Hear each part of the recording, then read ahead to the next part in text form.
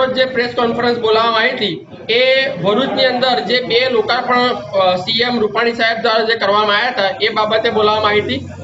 ભરૂચ નગરપાલિકાના chief officer Sanjay સોની સાહેબ દ્વારા એક મીડિયાના ચેનલને ઇન્ટરવ્યુમાં એવું કહેવામાં આવ્યું હતું કે અમે પ્રજાને ભ્રમિત કરી રહ્યા છે, એનો ખુલાસો કરવા માટે પ્રેસ કોન્ફરન્સ હતી।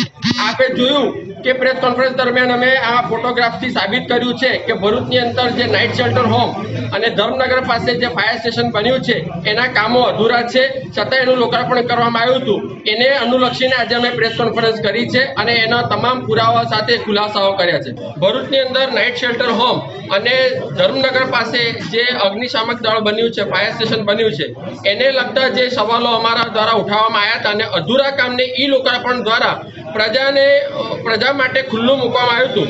એમાં ઘણી બધી ગોબાચારી થયેલી હતી, કામ અધૂરા થયેલા હતા, છતાં પણ ઈ લોકાર્પણ કરવામાં આવ્યું હતું, એનો અમે આક્ષેપ કર્યો હતો।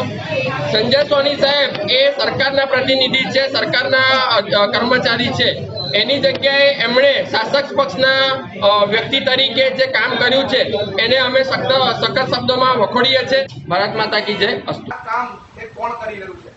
જે ચેનલ એ પ્રજાના પડખે ઉભી રહેવાની, પ્રજાના પ્રશ્નને વાચા આપવાની મોટી મોટી વાતો કરતી હતી, તે ચેનલ આજે ફક્ત ને ફક્ત પોલિટિકલ પાર્ટી માટે કામ કરતી હોય એવું લાગી રહ્યું છે।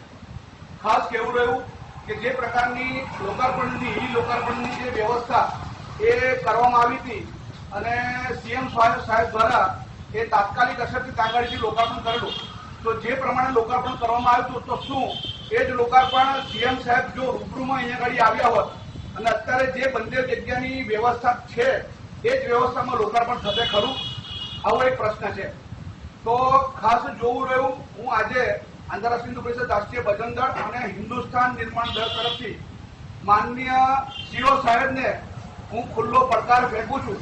જો એ પ્રજાના પક્ષમાં વાત કરતા હોય ને પ્રજાના હિતમાં કામ કરતા હોય તો સ્થળ મુલાકાત કરવા રૂબરૂમાં આવે।